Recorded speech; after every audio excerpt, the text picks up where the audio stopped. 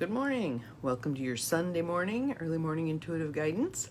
I'm Dr. Bonnie Nussbaum, America's kick-ass coach and psychologist. Here with some words to get our day off and rolling.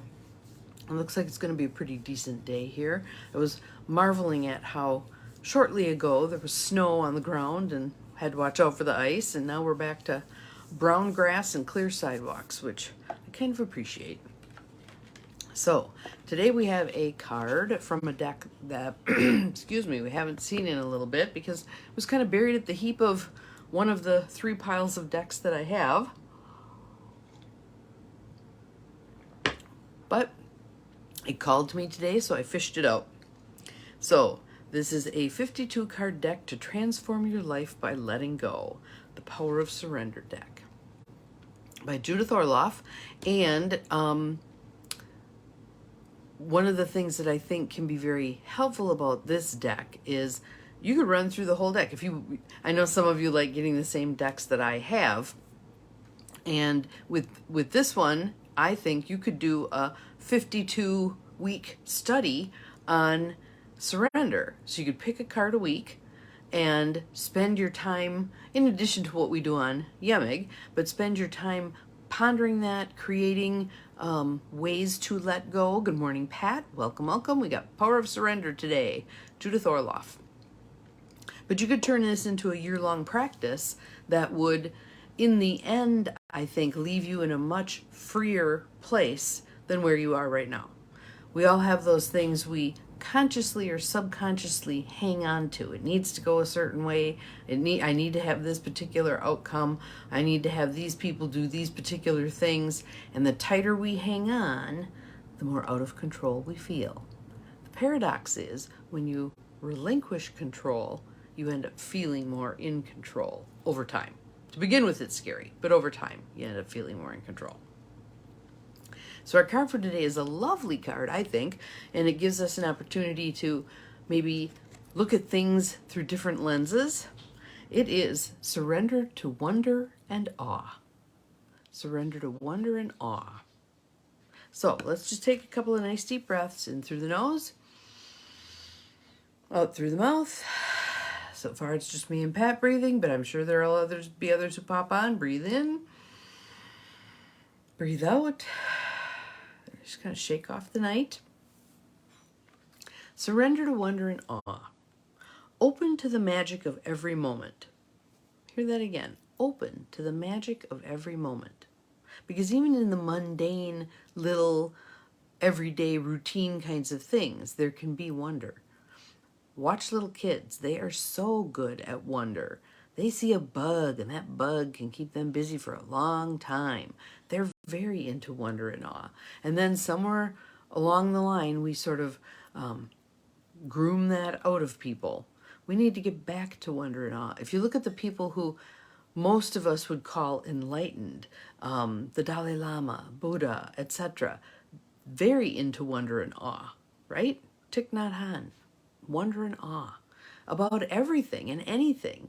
I always go back to this, reading Thich Nhat Hanh's description of doing the dishes and how doing the dishes is a sacred event when you allow it to be.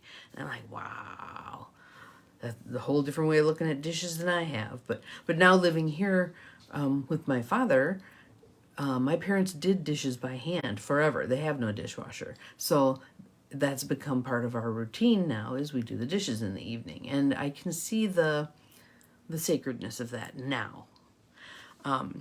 Open to the magic of every moment and sense the awe and wonder in all of life. So what the card's saying is it's in everything. Do we choose to see it? Do we choose to perceive it?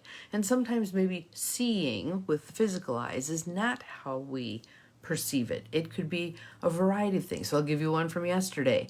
Took the old turkey carcass and made some stock, and then made some creamy turkey wild rice soup, which was wonderful. But I'm in the house, I'm doing all the stuff, whatever. Take the bag of remains, carcass, etc., out to the garbage can, and when I came back in, I got the smell. And I was like, ooh, that was wonder and awe. That was lovely. And it was based on a different sense than typically. Good morning, Cindy. Welcome, welcome. We are doing wonder and awe today. Wonder and awe. So again, little things. So right now where you are, wherever you are, I want you to look around. I want you to pick out something about which you feel a little bit of wonder and awe. Okay, so what I come up with is the little stone on my desk, a little painted stone someone gave me that says live simply.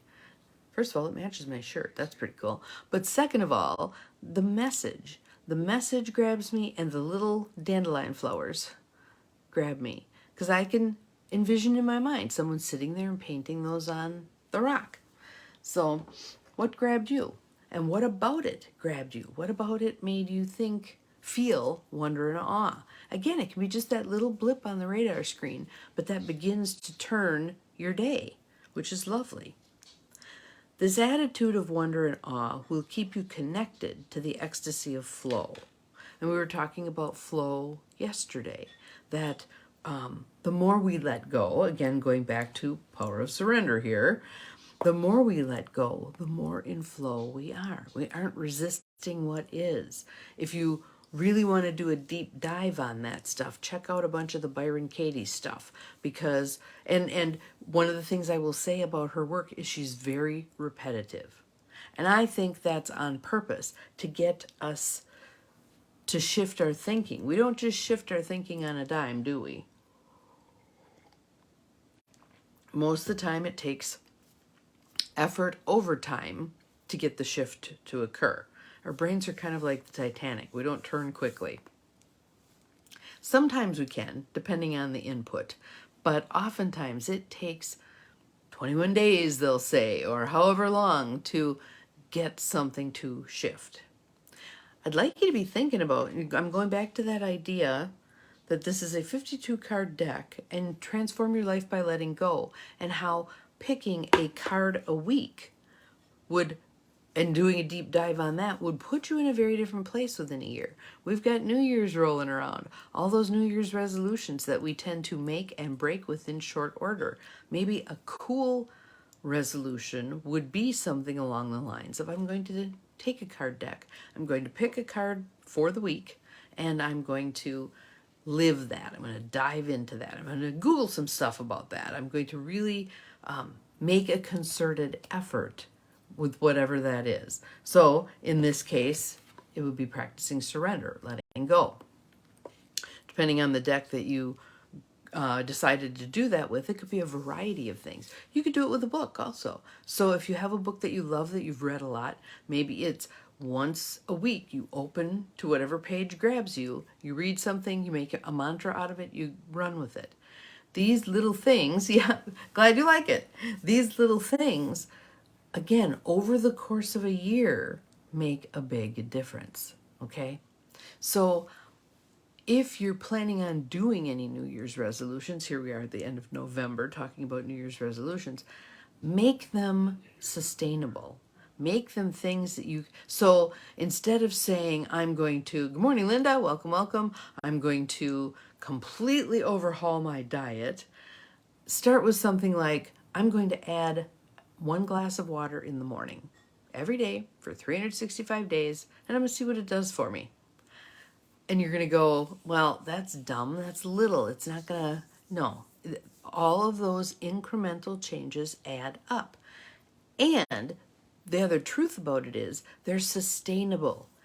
To say to yourself, I can drink a glass of water in the morning, that's ridiculously easy, correct? That's not a huge, I'm going to overhaul my entire diet. But that one thing done consistently over time, the value of compound interest, right? Done over time. We're so used to binging. We're so used to binging on stuff. So we binge on a diet. I'm going to fast for 3 days, and then I'm going to, only introduce the things that I know are healthy for me, blah, blah.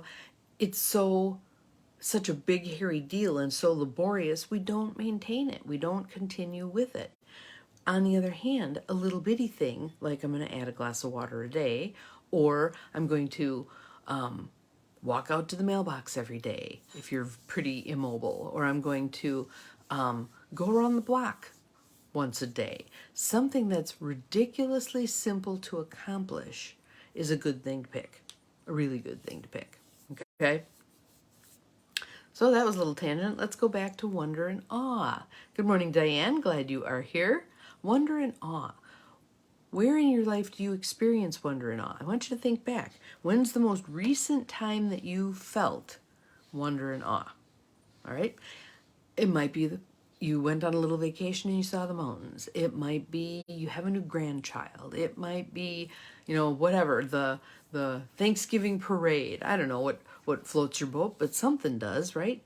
The last time you felt wonder and awe. All right? Now I want you to realize you can feel that every day.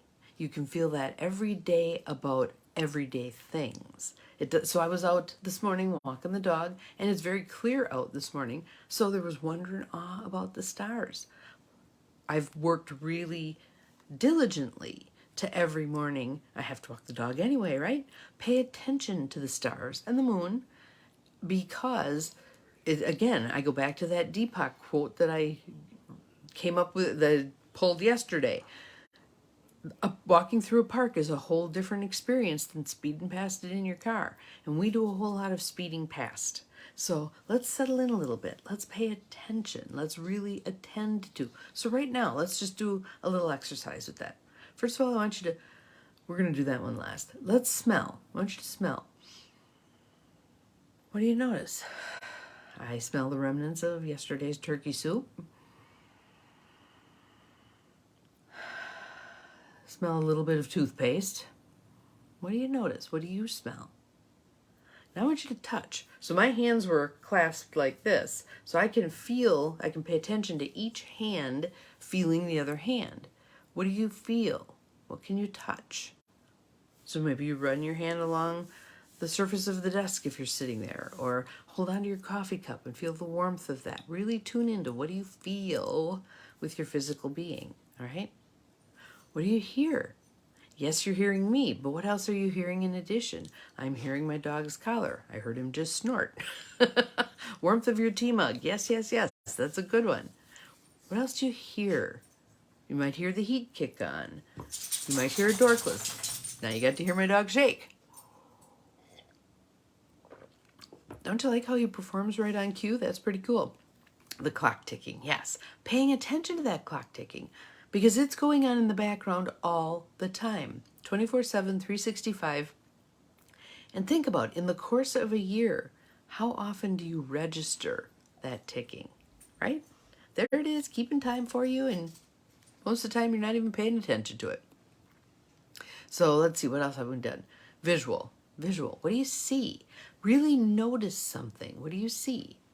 So I see the lace curtains, and I see the light shining through the lace curtains, creating a pattern on the wall. Do I pay attention to that all the time? Absolutely not. But I did right now. And again, you see me. There you go, wonder and awe. Just doing that a couple of times today, running through your senses. What am I going to notice with my various senses? Taste. Again, I'm tasting toothpaste. You guys might be tasting coffee or tea or whatever you've got handy. A donut. Whatever. But making yourself, I'm going to grab my little card here because I love this one. Be deeply involved in life but not attached, by Ram Dass. Be deeply involved in life. This awareness that you're creating right now, the wonder and awe, that's being deeply involved in life. All right? So we want to do that. We want to take the time to be present, because one of the things that happens is when we are present, time in a way slows down. When we're zoomed past everything, time has this sense of speeding up, and we look back on things. Like a lot of people will say things like, where did the year go? Or how did my kids get so old? Or, all the stuff that, the cover of the newspaper today was talking about a 30-year-old murder in Green Bay that was sensational at the time. A man was drowned in a pulp vat at the paper mill.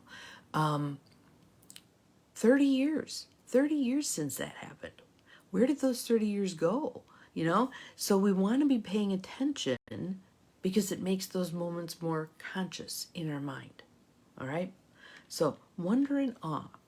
Little things. What could you do today? What time today? What events today will give you opportunities for wonder and awe? Well, I'm going to take the dog for a walk, or I'm going to go sit on the front porch with my tea, or I'm going to go visit my sister, or I'm going to go by. I was thinking about this. The poinsettias are out. I got to get me one of those. I just like having one of them sitting here because that might be all the decorating we do around here. We'll see. The neighbor has his whole front hedge full of Christmas lights, and I'm like, yeah, show us up, whatever. But what will you do today to enhance your wonder and awe? What will you do today to enhance your sense of wonder and awe? Little things. You don't have to change anything about what you were going to do activity wise, but you can bring in the wonder and awe, and that would be awesome. So, have a great day. See you again tomorrow. Remember, you're capable of far more than you think you are, including viewing your life through the lens of wonder and awe. Bye bye.